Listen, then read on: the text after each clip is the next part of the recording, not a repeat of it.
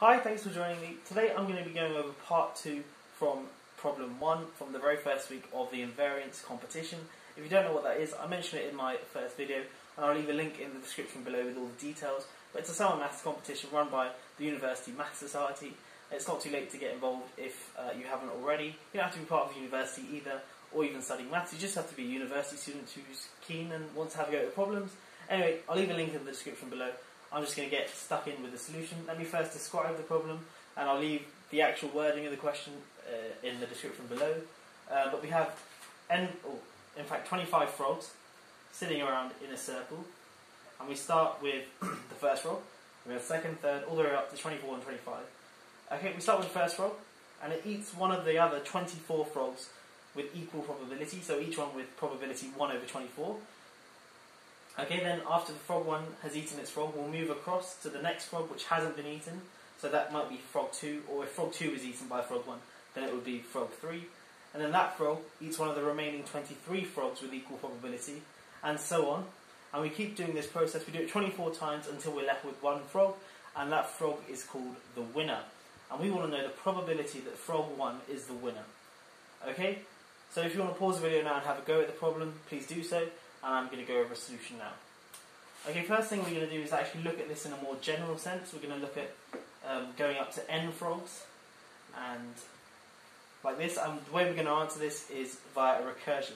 I should probably give a little warning, is the solution at the end, in my opinion, is a little bit annoying, how you have to get to it, but nonetheless the maths that comes out of this problem is quite nice, and hopefully it will get you thinking of these sorts of problems in a different way. Okay? First thing what we're going to do is define something which I'm going to call PNI. Okay, so PNI is going to be the probability that the ith frog wins out of n frogs,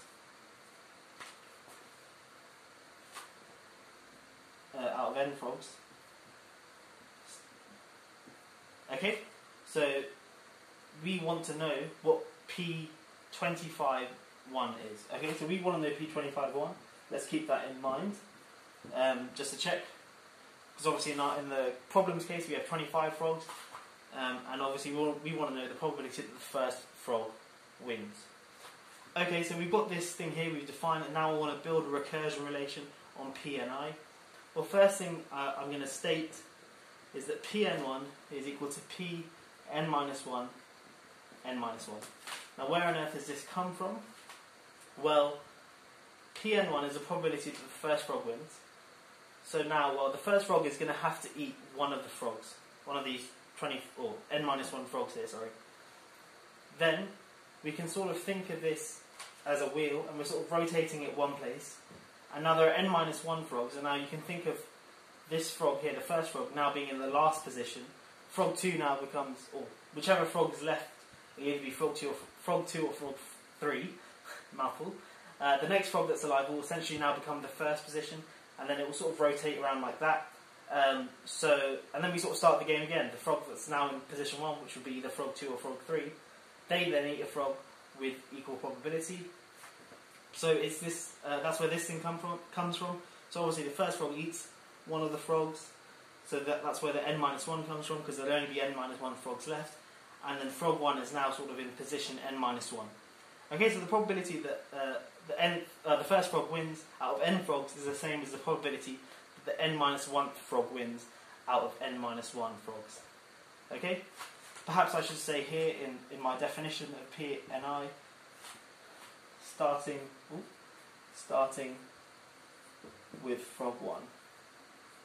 So we're starting at the top of this circle. Okay? Cool. That's one equation we have. I want to build one more. Let me write it down first. Or actually no, I'll derive it. So PNI, that's the probability that ith frog wins out of n frogs. Okay. We're going to condition it now on the frog that the first frog eats. Yeah. So obviously the first frog can eat any of the frogs between 2 and n. Okay, so it's going to be the probability, this thing here, ith frog wins out of n, given frog 1 eats frog j, frog 1 eats j, and that's times the probability, I'm going to call it F1 eats J. Frog1 eats J. Okay? So this is just a standard probability trick. You can, what's it called? Disjoint sum probability. I don't know what it's called. But you can write a probability of something as the sum of probabilities given events, provided those events are disjoint and their union equals everything that can possibly happen. So obviously frog1 will have to eat one of the frogs between 2 and n, hence this covers all the different possibilities, and this thing here tells us that they're disjoint, because obviously it can't eat more than one frog. Okay, cool. Now the probability that frog1 eats j, for any j, is just 1 over n minus 1, because it eats them all independently and with equal probability. Equal probability is what we need. So that thing there I can just write as over n minus 1. My pen's running out.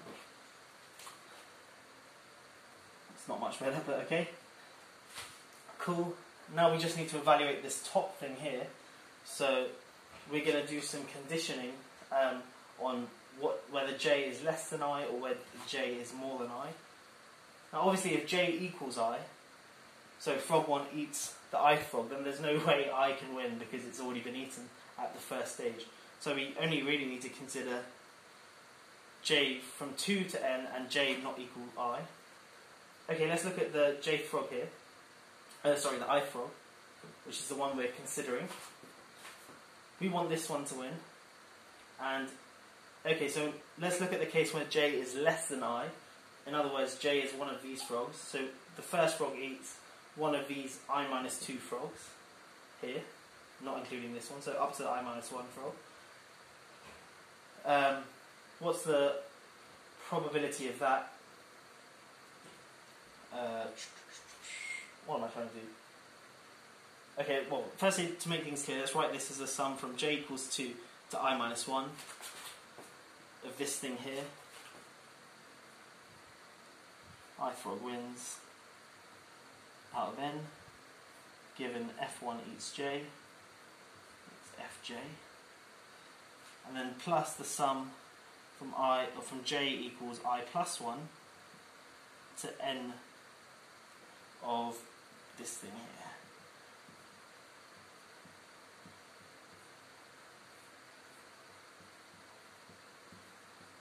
And of course we can divide by n minus 1.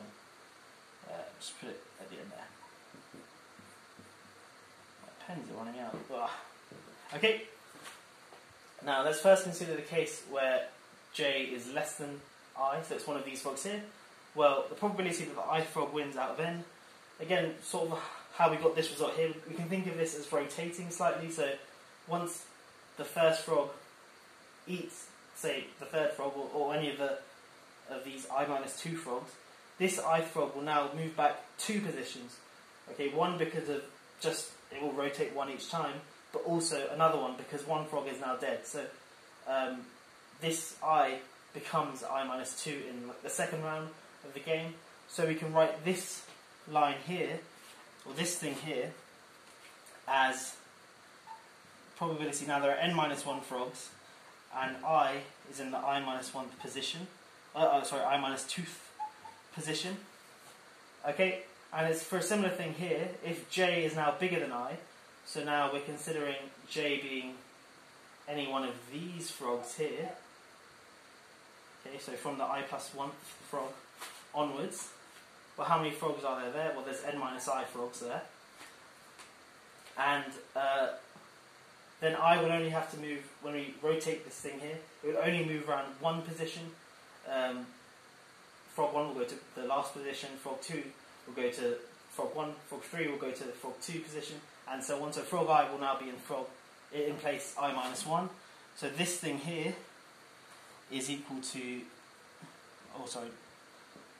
just p, and then this thing here is p n minus 1 frogs in total, and then this in I minus 1. Okay, cool. Now how many, obviously this is a summation, and here there are, I haven't written that right here, there's I minus 1. There's I minus 2 lots of j here that this holds for, and here there are n minus I lots of j which this holds for. So all in all, let's just clean this up. I'm going to factor out the 1 over n minus 1. This equals 1 over n minus 1. This thing here is I minus 2 times p n minus 1 I minus 2. Then this summation here is plus n minus I p n minus I minus 1. N minus 1, sorry, not n minus I, n minus 1. Okay, I'm just going to clean things up now. So we've shown that p and I, using conditioning on which frog the first frog eats, and then looking at the special cases when it's less than I or greater than I. Obviously it can't equal I, or if it does equal I, then frog I can't win. And then we end up with this recurrence relation here. It's not pretty, but it's a recurrence relation which we're going to use to solve our problem. Remember, we're looking for P25(1). Okay, let me rub this out and write down what we have.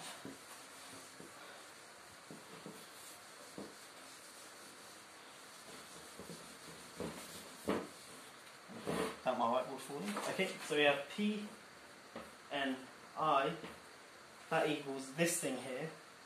So I minus 2 all over n minus 1. That's times p n minus 1 I minus 2 plus n minus I over n minus 1 times p of n minus 1 I minus 1. Okay, cool. We've got a recurrence relation, but obviously to solve this we need some initial conditions. Remember at the start I proved this thing here. P n1 is equal to p n minus 1 n minus 1. Okay, so we can use this to firstly work out what P21 is. Okay, so P21, just plugging it in here, is the same as P11. P11. Now P11, if we... ignore this completely. If we look at the starting position where we have n frogs in a circle, let's look at the trivial case where n equals 1. So we just have one frog. So what's the probability that the first frog wins when there's just one frog? Well, it's going to be 1. It doesn't eat any frogs and the game's over as soon as it starts. So P11 equals 1. And then P21, well, so when there are 2 frogs, what's the probability that the first frog wins? Well, again, it's 1 because you only have 2 frogs, and frog 1 eats one of the other frogs at the start with equal probability. But there's only 1 frog, so it eats the second frog, and thus frog 1 will always win when there are 2 frogs. So this also equals 1. So we now have this recurrence relation here and 2 initial conditions, which means we should be able to solve this. Unfortunately, there's no... Well, I couldn't find a general form of this equation here using these initial conditions, trying to find it explicitly. But thankfully for the problem we don't need to. We only need to work out P25(1). So essentially we can use this iteratively to work out P25(1). However, it's not pretty at all. I had to use a computer, and the solution is, I've had to write it down because it is quite long, but for completeness sake, I'll write it down. P25(1) is equal to, right, 95237 6971 35026